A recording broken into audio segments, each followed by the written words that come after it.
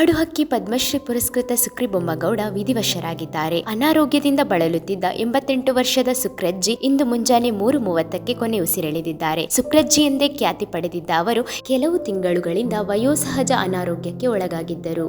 ಮೂಲತಃ ಉತ್ತರ ಕನ್ನಡ ಜಿಲ್ಲೆಯ ಅಂಕೋಲ ತಾಲೂಕಿನ ಬಡಗೇರಿ ಗ್ರಾಮದ ನಿವಾಸಿಯಾಗಿದ್ದರು. ಹಾಲಕ್ಕಿ ಒಕ್ಕಲಿಗ ಬುಡಕಟ್ಟು ಜನಾಂಗದಲ್ಲಿ ಜನಿಸಿದ್ದ ಸುಕ್ರಿ ಬೊಮ್ಮಗೌಡ ಅವರನ್ನು ಜನಪದ ಕೋಗಿಲೆ ಅಂತಲೂ ಕರೆಯಲಾಗುತ್ತಿತ್ತು. ಆದರೆ ಜನಪದ ಕೋಗಿಲೆ ತನ್ನ ಹಾಡನ್ನು ನಿಲ್ಲಿಸಿದೆ. ಸುಕ್ರಿ ಬೊಮ್ಮಗೌಡ ಬಾಲ್ಯದಲ್ಲಿದ್ದಾಗ ತಮ್ಮ ತಾಯಿಯ ಮೂಲಕ ಜಾನಪದ ಹಾಡುಗಳನ್ನು ಕಲಿತಿದ್ದರು. ಜನಪದ ಹಾಡು, ಹಾಲಕ್ಕಿ ಒಕ್ಕಲಿಗ ಬುಡಕಟ್ಟಿನ ಸಾಂಪ್ರದಾಯಿಕ ಸಂಗೀತ ಹಾಡುಗಳನ್ನು ಸಂರಕ್ಷಿಸಿ ಹೋಗುವಲ್ಲಿ ಶ್ರಮಿಸಿದ್ದರು.